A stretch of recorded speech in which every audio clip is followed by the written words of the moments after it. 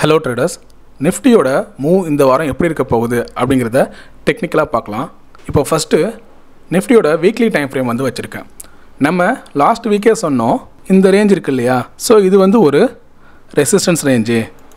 இந்த வீக்கை கம்பேர் பண்ணி, அதாவது இந்த 2 கேண்டில் இருக்குது இல்லையா, இந்த வீக்லி கேண்டிலோட அந்த விக்கை கம்பேர் பண்ணி சொன்னோம் இந்த ரேஞ்சுக்கு மேலே மார்க்கெட் க்ளோசிங் வச்சா மட்டும்தான் ஃபர்தராக அப்சைடு மூவ்மெண்ட் வந்து போகும் அப்படின்னு லாஸ்ட் வீக்கே சொல்லியிருந்தோம். நம்ம லாஸ்ட் வீக் அனாலிசிஸ் வீடியோ நீங்கள் பார்த்தீங்கன்னா உங்களுக்கு ஒரு ஐடியா கிடைக்கும். அதிலே இதை சொல்லியிருந்தோம், இந்த ரேஞ்சுக்கு மேலே க்ளோசிங் வச்சா தான், அதாவது 25,230 ஆர் 240 இதுக்கு மேலே க்ளோசிங் வச்சா மட்டும்தான் ஃபர்தராக மார்க்கெட் வந்து ஒரு நல்ல மூவ்மெண்ட் கொடுக்கும். அடுத்ததாக இந்த ரேஞ்சு, அதாவது 25,850 இது வந்து ஒரு நல்ல ரெசிஸ்டன்ஸாக இருக்கும். இதை பிரேக் பண்ணிச்சுன்னா ஃபர்தராக மார்க்கெட் இங்கே தான் போய் நிற்கும் அப்படிங்கிற மாதிரி சொல்லியிருந்தோம். ஆனால் அதுக்கு இந்த ரேஞ்சை வந்து பிரேக் பண்ணணும் அப்படிங்கிற மாதிரி சொன்னோம். பட் அதே போல் தான் மார்க்கெட் வந்து இந்த லெவலை பிரேக் பண்ணவே முடியல. நல்ல ஒரு கேப் அப்பில் ஓப்பன் ஆணுச்சு அப்படின்னா உடனே வந்து அப்சைட் மூவ்மெண்ட் போயிடாதீங்க. ஏன்னா இந்த இடத்துல பாருங்கள், வீக்லி கேண்டில் பாருங்கள். ஸோ இதை தாண்டணும், மார்க்கெட் வந்து இதை பிரேக் பண்ணணும். அதாவது 24,250 இதை தாண்டணும். ஏன்னா இந்த இடத்துல கண்டினியூவாக உங்களுக்கு இங்கே பாருங்கள் மேலே விக்கு வந்து ஃபார்ம் ஆகிருக்கு. கடைசியாக 2 கேண்டில், இந்த 2 கேண்டில் பார்த்திங்கன்னா விக்கு ஃபார்ம் ஆகி அதுக்கப்புறம் மார்க்கெட் வந்து கீழே வந்திருக்கு ப்ரைஸோட மூவ்மெண்ட் அப்படிங்கிறது. ஸோ இதுலேயும் நமக்கு கண்டினியூவாக என்னென்னா இந்த ரேஞ்சை தாண்டவும் முடியல, அந்த 25,000 சம்திங் இதை வந்து தாண்டவும் முடியல. அப்போ 25,250க்கு மேலே நல்லா க்ளோசிங் வச்சா மட்டும்தான் ஃபர்தராக மார்க்கெட் வந்து அப்சைட் மூவ்மெண்ட் போகும். இதை வந்து நம்ம ரொம்ப நாளாக சொல்லிக்கிட்டு இருக்கோம், 2 வாரமாக இந்த ரேஞ்சை வந்து சொல்லிக்கிட்டு இருக்கோம். இதை வந்து பிரேக் பண்ணால் மட்டும்தான் ஃபர்தராக மார்க்கெட் வந்து மேலே போகும். இல்லை அப்படின்னா இதுக்குள்ளேயே ட்ராவல் ஆகிறதுக்கான சான்சஸ் இருக்குது. சரியா? இன்கேஸ் மார்க்கெட்டு மேலே பிரேக் ஆனால் கூட சடனாக மேலே போய்டும் அப்படிங்கிற நம்பிக்கையில் உடனே லாங் சைடு ஹோல்டு பண்ணுறத பண்ணாதீங்க. ஏன்னா இப்போயே நிறைய பேர் பார்த்தீங்கன்னா வாட்ஸ்அப்பில் கேட்டுக்கிட்டு இருக்கீங்க, நான் வந்து கால் ஆப்ஷனை ஹோல்டு பண்ணுறேன் அப்படிங்கிற மாதிரிலாம்.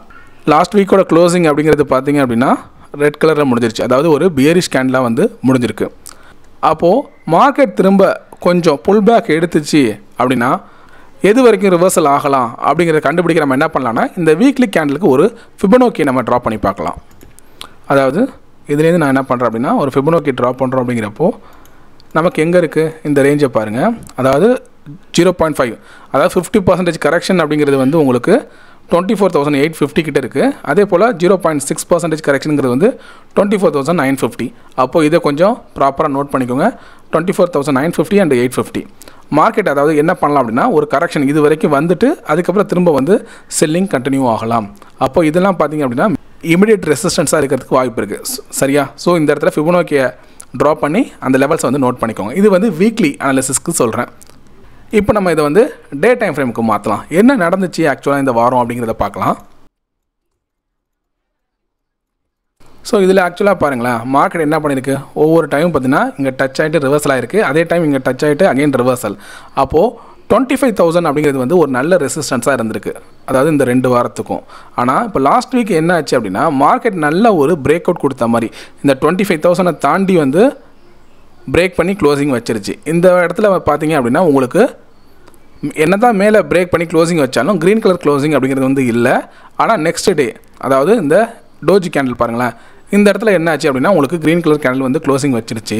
அப்போது இந்த மாதிரி ஜம்ப் ஆனதுக்கப்புறம் மார்க்கெட் கீழே வர முடியாமல் தவிக்கிறப்போ எல்லோரும் என்ன நினச்சிருப்பாங்க, 25,000 ரேஞ்சை வந்து மார்க்கெட் பிரேக் பண்ணி க்ளோசிங் வச்சிருச்சு, இனிமேல் இந்த 25,000 அப்படிங்கிற ஒரு லெவல் சைக்கலாஜிக்கல் லெவல் வந்து சப்போர்ட்டாக தான் இருக்கும், இதை மேஜராக இனிமேல் மார்க்கெட் வந்து பிரேக் பண்ணாது அப்படிங்கிற மாதிரியான ஒரு நம்பிக்கையில் எல்லோரும் லாங் பொசிஷன்ஸ்க்கு வந்து மாறி இருப்பாங்க, ஷிஃப்ட் ஆகிருப்பாங்க. அதாவது அவங்களோட பொசிஷன்ஸ் எல்லாமே பார்த்தீங்கன்னா அப் சைடு தான் மார்க்கெட் இனிமேல் போக போகுது அப்படிங்கிற மாதிரியான நம்பிக்கையில் எல்லாருமே அவங்களோட பொசிஷனை வந்து லாங் பொசிஷனுக்கு கன்வெர்ட் பண்ணியிருப்பாங்க. இதுதான் பார்த்தீங்க அப்படின்னா இந்த மார்க்கெட் மேக்கர்ஸ்க்கு இல்லை இன்ஸ்டியூஷன்ஸ்க்கு வந்து தேவை. ஏன்னா இங்கே நிறைய லிக்விடிட்டி கிடைக்கும் இல்லையா. அப்போது இங்கெல்லாம் பார்த்தீங்கன்னா இதுக்கு முன்னாடி இந்த ரேஞ்சில் நம்ம ஒரு ட்ரெண்ட் லைன் வந்து ட்ரா பண்ணியிருந்தோம், அதாவது இது வந்து பிரேக் பண்ணாது அப்படிங்கிற மாதிரி. ஸோ இந்த இடத்துல வந்து எல்லாருக்குமே தெரிஞ்சிருக்கும், இங்கே வந்து லாங் பொசிஷன் போயிருக்க மாட்டாங்க யாருமே, அதாவது யாருமே இங்கே வந்து பை பண்ண மாட்டாங்க. ஏன்னா இங்கே வந்து இன்ஸ்டியூஷன் செல் பண்ணோம் அப்படின்னா அவங்களுக்கு லிக்விடிட்டி தேவைப்படும் இல்லையா. அப்போ யாருமே இங்கே வந்து பை பண்ணியிருக்க மாட்டாங்க. ஏன்னா பெரும்பாலானவருக்கு தெரியும் இது வந்து ஒரு ரெசிஸ்டன்ஸ் அப்படிங்கிறது தெரியும். அப்போது பிரேக் பண்ணுற மாதிரி மார்க்கெட்டை பிரேக் பண்ணி மார்க்கெட்டோட வியூவை வந்து லாங் சைடுக்கு கொண்டு போய், அதாவது இனிமேல் மார்க்கெட் மேலே தான் போக போகுது அப்படிங்கிற மாதிரி ஒரு வியூவுக்கு கொண்டு போயிட்டு அங்கே நிறைய பேர் என்ன பண்ணியிருப்பாங்க, லாங் சைடுக்கான பொசிஷன்ஸை எடுத்திருப்பாங்க. அப்போது செல் பண்ணுறதுக்கு அந்த இன்ஸ்டிடியூஷனல் ட்ரேடர்ஸ்க்கு போதுமான லிக்விடிட்டிங்கிறது வந்து இங்கே கிடச்சிருக்கும். ஸோ அதுக்கப்புறம் பார்த்தீங்கன்னா ஒரு பெரிய செல்லிங், இந்த இடத்துல எல்லா லிக்விடிட்டியும் வந்து அவங்க எடுத்திருப்பாங்க. இன்ஸ்டியூஷன்ஸ் எல்லாமே. ஸோ இப்போது இந்த இடத்துல அவங்களுக்கு ஒரு நல்ல ப்ராஃபிட் கூட கிடச்சிருக்கும். ஸோ இந்த ட்ராப்லாம் நீங்கள் வந்து போக போக உங்களுக்கு கொஞ்சம் எக்ஸ்பீரியன்ஸ் ஆக ஆக கண்டுபிடிப்பீங்க. இங்கே நம்ம சொல்லலாம், என்ன தான் சொன்னாலும் இந்த கேப் டவுனுக்கு அப்புறம் நம்ம சொல்லலாம், அதாவது ஈரானுக்கும் இஸ்ரேலுக்கும் வந்து வார் ஸ்டார்ட் ஆகிடுச்சு, அதனால தான் மார்க்கெட் விழுந்துருச்சு அப்படி இப்படின்ட்டு. ஆனால் அது மட்டுமே காரணம் கிடையாது. உங்களோட ப்ரைஸ் மார்க்கெட்டோட லெவல் வந்து சரிய அது வந்து ஒன் ஆஃப் த ரீசனாக தான் ஆட் ஆகுமே தவிர, ஆனால் ரியாலிட்டி அப்படிங்கிறது வந்து பார்த்திங்கன்னா உங்களுக்கு ப்ரைஸ் ஆக்ஷனில் தான் இருக்குது. யோசிச்சு பாருங்கள், மார்க்கெட் வந்து பெரிய அளவில் கேப் டவுன் ஆகுது அப்படின்னா ஏன் இந்த இடத்துல வந்து சப்போர்ட் எடுக்கணும்? ஏன்னா இது வந்து ஒரு சப்போர்ட் ஜோனு, அதாவது இந்த இடத்த பாருங்கள். ஸோ இது வந்து என்னது உங்களுக்கு டிமாண்ட் ஜோனு. அப்போது ஒவ்வொரு டைமும் இங்கே வந்து உங்களுக்கு இதுக்கு முன்னாடி இந்த இடம் ரெசிஸ்டன்ஸாக ஆக்ட் ஆனது, அதுக்கப்புறம் இதை பிரேக் பண்ணி மார்க்கெட் போனதுனால இதுக்கப்புறம் இது எல்லாமே பார்த்திங்க அப்படின்னா உங்களுக்கு டிமாண்ட் ஜோனாக ஆக்ட் ஆகிருக்கு. ஓகேவா? இது வந்து சப்போர்ட் ஆக்ட் ஆகிருக்கு. அதனால தான் மார்க்கெட் வந்து இங்கேருந்து ஒரு கேப் டவுனில் ஓப்பன் ஆனாலும் இதுக்கப்புறம் இன்னும் செல்லிங் ப்ரெஷர் வரல. ஸோ இங்கே வந்து சப்போர்ட் எடுத்துகிட்டு போயிருக்கு. இப்போ இது வந்து ப்ரைஸ் ஆக்ஷனை ஃபாலோ பண்ணல, வார பேஸ் பண்ணி செல்லிங் ப்ரெஷர் அதிகமாக இருந்துச்சுன்னா இங்கே ஓப்பன் ஆனதுக்கப்புறம் இன்னும் நிறைய கீழே தானே வரணும். சரியா? அப்போ ஒரு பேனிக் செல்லிங் இருந்துச்சு அப்படின்னா மார்க்கெட் எந்த ஒரு சப்போர்ட்டையோ எந்த ஒரு டிமாண்ட் ஜோனையோ வந்து கன்சிடர் பண்ணாது, பிரேக் பண்ணி அகைன் நல்லா ஃபோர்ஸாக கீழே வந்துக்கிட்டு தான் இருக்கும். ஏன் இங்கே வந்து சப்போர்ட் எடுக்கணும்? அப்போது நமக்குள்ளே இந்த மாதிரியான கேள்விகள் அப்படிங்கிறது வந்து வரணும். அப்போ இந்த இடத்துல சப்போர்ட் எடுத்துருக்கு அப்படின்னா கிட்டத்தட்ட ப்ரைஸ் ஆக்ஷனுக்கு ரெஸ்பெக்ட் பண்ணி ப்ரைஸ் மூவ் ஆகுது அப்படிங்கிறத நம்ம புரிஞ்சுக்கணும். சரியா? அப்போ இங்கே வந்து ஒரு ட்ராப் நடந்திருக்கு அப்படிங்கிறதையும் நீங்கள் உணரணும். இப்போ நான் சொன்ன இந்த ரீசன்லாம் கொஞ்சம் கன்சிடர் பண்ணி பாருங்கள், உங்களுக்கே புரிய வரும் நான் சொல்கிற விஷயங்கள் வந்து ஏற்றுக்கக்கூடியதாக இருக்கா இல்லையா அப்படிங்கிறது. இப்போ நம்ம ஆல்ரெடி சொன்ன மாதிரி மார்க்கெட் வந்து இன்கேஸ் சப்போர்ட் எடுத்துகிட்டு மேலே போனாலும், அதாவது ஏதாவது ஒரு நியூஸ் இல்லாமல் கேப் டவுனில் ஓப்பன் ஆகி கீழே வருது இல்லை சைட்வேஸ்லேயே போகுது அப்படிங்கிறதையும் தாண்டி இன்கேஸ் மார்க்கெட் மேலே போகுது அப்படின்னா இந்த ட்ரெண்ட் லைனை ரெஸ்பெக்ட் பண்ணும். அதாவது மார்க்கெட் வந்து மேலே போகிறப்போ இந்த ரேஞ்சுக்கிட்ட இந்த ட்ரெண்ட் லைனையும் ட்ராப் பண்ணி வச்சுக்கோங்க.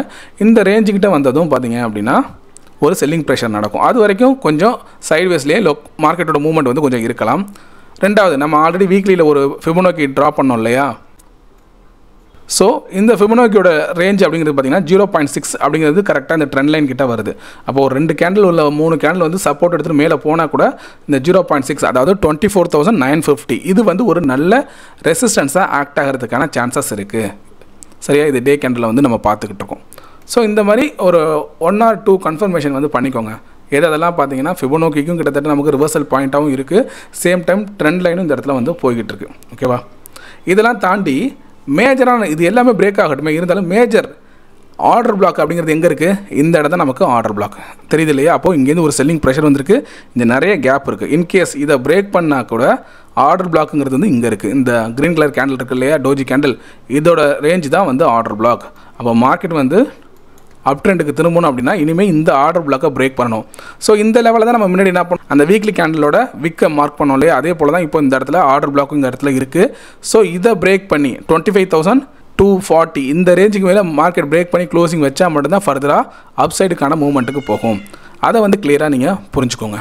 இல்லைனா இதுக்குள்ளே மார்க்கெட் என்ன பண்ணலாம் அப்படின்னா சைட்வேஸாக இங்கே நடந்த மாதிரி சைட்வேஸாகவே இந்த ரேஞ்சுக்குள்ளேயே, அதாவது 25,000லேருந்து 24,500 இதுக்குள்ளேயே சுற்றுறதுக்கான வாய்ப்பு இருக்குது. அப்போ எப்போ நல்லா செல்லிங் ப்ரெஷர் வரும் அப்படின்னு பார்த்தீங்கன்னா இந்த ரேஞ்சை வந்து நல்லா இந்த கேண்டலோட லோ இருக்குது இல்லையா, இந்த க்ரீன் கலர் கேண்டில் லோ, இதை வந்து நல்லா தாராளமாக பிரேக் பண்ணும். அதாவது 24,400 நல்லா பிரேக் பண்ணி க்ளோசிங் வச்சா மட்டும் தான் ஃபர்தராக மார்க்கெட் வந்து டவுன் சைடுக்கு போகும். ஆனால் அது வந்து நியூஸை பேஸ் பண்ணியிருக்கு. வரும் வாரம் ஏதாவது ஒரு பெரிய நியூஸ் வந்துச்சு, மார்க்கெட் நல்லா இன்னும் ஒரு கேப் டவுனில் ஓப்பன் ஆகுது அப்படின்னா திரும்பிடும் செல்லிங்க்கு. ஆனால் இப்போ என்ன இருக்கும், நார்மலாக இருக்கிறப்போ மார்க்கெட் வந்து திரும்ப ஒரு சப்போர்ட் எடுக்கலாம், இல்லை கொஞ்சம் மூவ்மெண்ட் கூட கொடுக்கலாம். அப்படியே இருந்தால் நமக்கு ஃபஸ்ட்டு ரெசிஸ்டன்ஸ் அப்படிங்கிறது வந்து இந்த 0.5 50% கரெக்ஷன் இதுவாக இருக்கலாம், 24,850. அதுக்கு அடுத்ததாக பார்த்தீங்கன்னா 24,950 இந்த ரேஞ்சை வந்து நீங்கள் மார்க் பண்ணிக்கோங்க.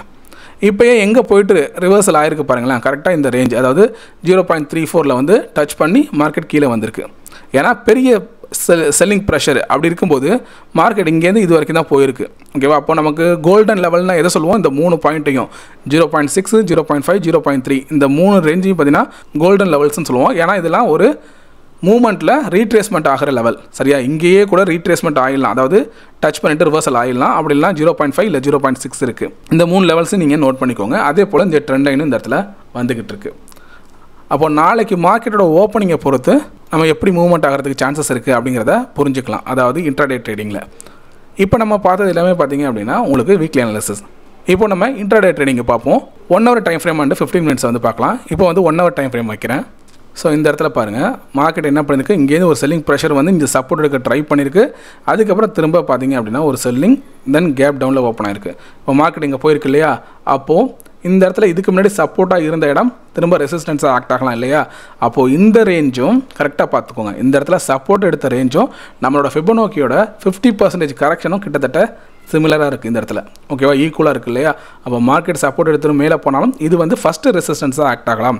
அப்போது 24,850 அப்படிங்கிறது வந்து ஃபஸ்ட்டு ரெசிஸ்டன்ஸ். இதை வந்து கிளியராக நோட் பண்ணிக்கோங்க. அடுத்ததாக மார்க்கெட் இதை கொஞ்சம் பிரேக் பண்ணி சப்போர்ட் எடுத்துகிட்டு மேலே போகுது அப்படின்னா இந்த 24,950 ரேஞ்ச் இந்த இடத்துக்கிட்ட வரும்போது என்ன ஆகும், 0.6 இருக்குது, ஆட்டோமேட்டிக்காக இந்த ட்ரெண்ட் லைனும் இருக்குது. இந்த ட்ரெண்ட் லைனை முன்னாடி பாருங்கள். இந்த ட்ரெண்ட் லைன் ஒவ்வொரு டைமும் இதுக்கு முன்னாடி இங்கேயும் ரெசிஸ்டன்ஸ், இங்கே ரெசிஸ்டன்ஸ், இங்கேயும் ரெசிஸ்டன்ஸு, இந்த இடத்துல மட்டும் பிரேக் பண்ணுற மாதிரி காமிச்சு லாங் சைடு வியூக்கு கொண்டு போய் ஒரு ட்ராப் பண்ணி அகைன் கீழே கொண்டு வந்துட்டாங்க. அப்போது இந்த ரெசிஸ்டன்ஸ் மறுபடியும் ஒரு ரெசிஸ்டன்ஸாக ஆக்ட் ஆகிறதுக்கான வாய்ப்பு இருக்குது. ஓகேவா, அப்போது இதுக்கிட்ட இதை பிரேக் பண்ணால் ஃபஸ்ட்டு இதை பிரேக் பண்ணணும், 24,850 பிரேக் பண்ணணும். அதுக்கப்புறம் இதை பிரேக் பண்ணால் இந்த ரேஞ்ச் வந்து ரெசிஸ்டன்ஸாக ஆக்ட் ஆகும். ஸோ இந்த லெவல்ஸ் எல்லாத்தையும் நீங்கள் ப்ராப்பராக நோட் பண்ணிக்கோங்க. அடுத்ததாக 15 மினிட்ஸில் இதை வந்து வச்சு பார்க்கலாம். ஸோ 15 மினிட்ஸில் பார்க்கும்போது என்ன ஐடியா இருக்குது அப்படின்னு பார்த்தீங்கன்னா, மார்க்கெட் ஆல்ரெடி நம்ம சொன்னதா இந்த இடத்துல வந்து இன்கேஸ் மேலே போணுச்சு அப்படின்னா 24,850 இந்த இடத்துல ஃபஸ்ட்டு ரெசிஸ்டன்ஸு மார்க்கெட் மேலே போனால் இல்லை இதையும் பிரேக் பண்ணது இந்த ட்ரெண்ட் லைன் வந்து நமக்கு ரெசிஸ்டன்ஸாக ஆக்ட் ஆக போகுது. கீழே வந்து சப்போர்ட்டை ட்ரா பண்ண முடியாததுக்கு ரீசன் என்ன அப்படின்னு பார்த்தீங்கன்னா, மார்க்கெட் வந்து இப்போது டவுன் ட்ரெண்டில் இருக்குது. மார்க்கெட் வந்து செல்லிங் ப்ரெஷரில் இருக்கும்போது எந்த சப்போர்ட்டுக்கும் ரெஸ்பெக்ட் பண்ணாது, சப்போர்ட்டை வந்து உடச்சிக்கிட்டே தான் இருக்கும்.